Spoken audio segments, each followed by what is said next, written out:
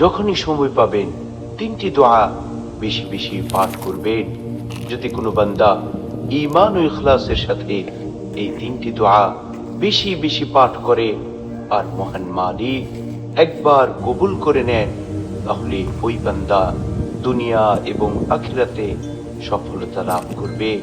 আল্লাহ রব্বুল আলামিন ওই বান্দাকে ক্ষমা করে দিবেন, তাকে রহমত দিয়ে ভরপুর করে দিবেন, তাকে হিদায়াত দান করবেন এবং তার রিজিকের পেরেশানি দূর করে দিবেন। সুবহানাল্লাহ, সুবহানাল্লাহি ওয়া বিহামদিহি, সুবহানাল্লাহিল আযীম। সেই তিনটি দোয়ার মধ্যে প্রথম দোয়াটি হচ্ছে আল্লাহুম্মা গফিরলি ওয়ারহামনি ওয়াহদিনি ওয়াআফিনি ওয়ারযুকনি। দোয়াটি আবারও বলছি, আল্লাহুম্মা গফিরলি ওয়ারহামনি ওয়াহদিনি ওয়াআফিনি ওয়ারযুকনি। ওগো আল্লাহ, আপনি আমাকে ক্ষমা করে দিন।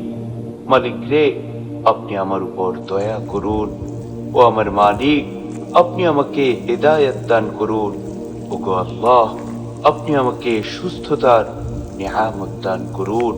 মালিক রে, আপনি আমাকে রিজিক দান করুন। দ্বিতীয় দোয়াটি হচ্ছে, যখনই আপনি নামাজ শেষ করবেন সাথে সাথে এই দোয়া পাঠ করবেন। পাশাপাশি যখনই অবসর থাকবেন, যখনই সময় পাবেন, বেশি বেশি এই দোয়া পাঠ করবেন। আল্লাহুম্মা আইন্নি আলা যিকরিকা ওয়া শুকরিকা ওয়া হুসনি ইবাদাতিক।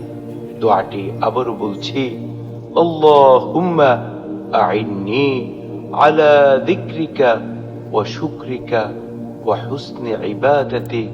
হে আল্লাহ, আমাকে আপনি আপনার জিকির করতে, আপনার শুকরিয়া আদায় করতে এবং আপনার উত্তমভাবে ইবাদত করতে সাহায্য করুন। 3 নম্বর দোয়াটি হচ্ছে, যখনই আপনি কঠিন বিপদে পড়ে যাবেন, ভয়ঙ্কর মুসিবতে পড়ে যাবেন, পাশাপাশি যখনই আপনি সময় পাবেন, বেশি বেশি এই দোয়া পাঠ করবেন। ইয়া হাইয়ু ইয়া কাইয়্যুম বিরহমাতিকা আস্তাগীথ, ইয়া হাইয়ু ইয়া কাইয়্যুম বিরহমাতিকা আস্তাগীথ। হে চিরঞ্জীব, হে চিরস্থায়ী সত্তা, আমি আপনার রহমতের মাধ্যমে আপনার কাছে সাহায্য প্রার্থনা করছি।